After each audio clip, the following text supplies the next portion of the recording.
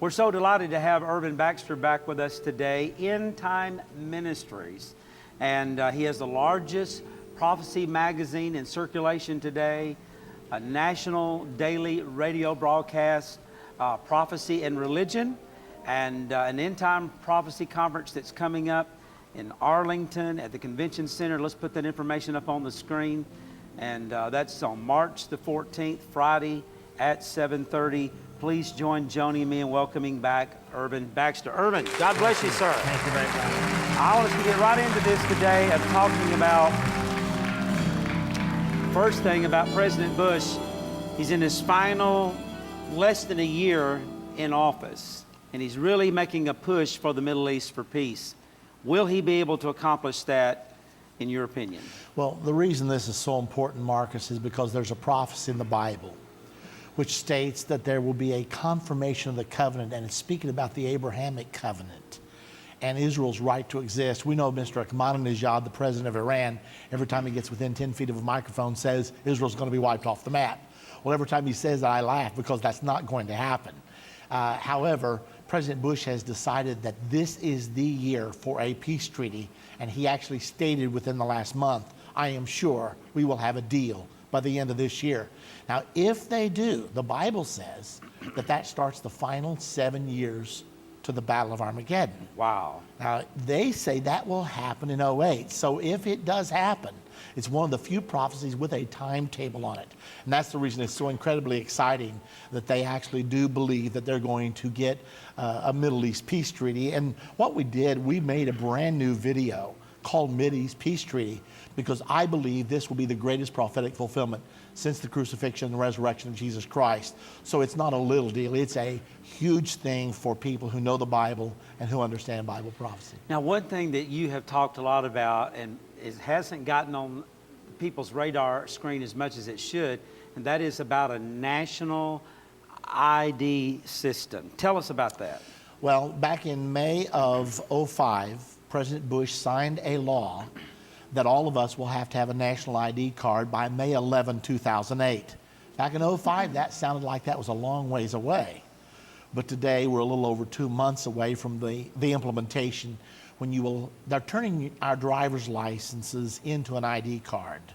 But people don't realize that this is not just happening in the United States. Out of 192 nations on earth, 186 of them now have a national ID.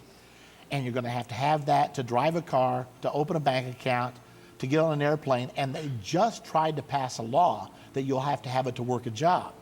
Now, if you've got to have this national ID containing your number to work a job, how much buying and selling are you going to do if you don't have a job? The Bible foretells a time, 2,000 years ago, that there would come a time, about the same time as the Middle East peace deal, when every person would be required to have a mark or a number without which they would be unable to buy or sell.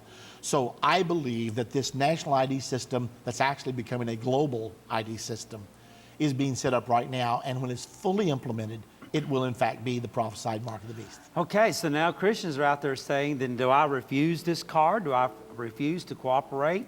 What about the verse, render unto Caesar the things that are Caesar's? What should our response be as believers? Well, we would love to defeat the national ID, and we're working to do that.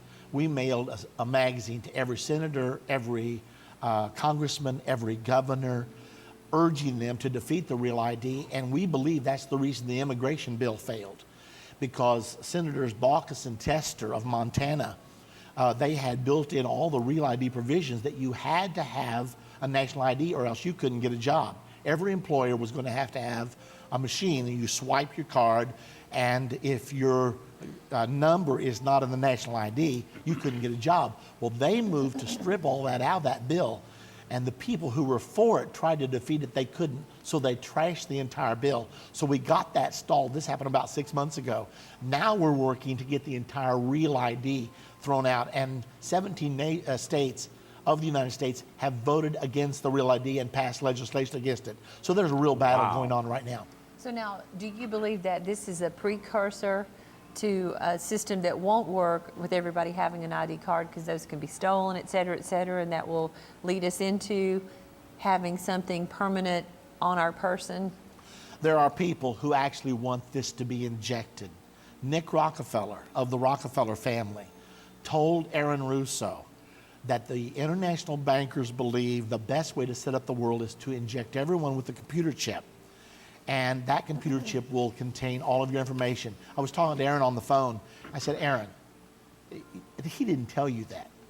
He said, yes, he did. I said, he told you. Nick Rockefeller, the son of Winthrop Rockefeller, two-time governor of Arkansas, told you that they want every person to have a chip, and you'll have to have that in order to buy or sell.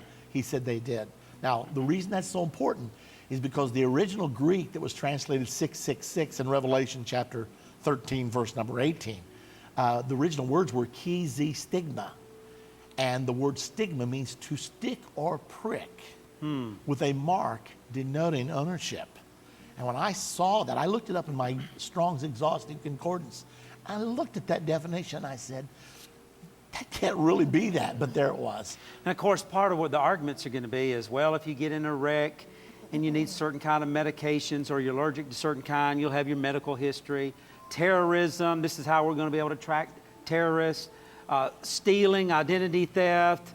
I mean, they're going to come up with a lot of good, logical reasons to make people be willing to accept it, aren't they? And it's all based on fear.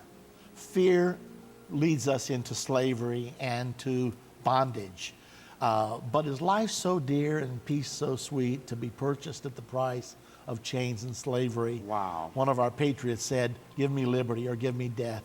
And, you know, there's a God that gives us security. If we depend on government for total security, the safest place in the world is in a padded cell. Wow. But who wants to live there?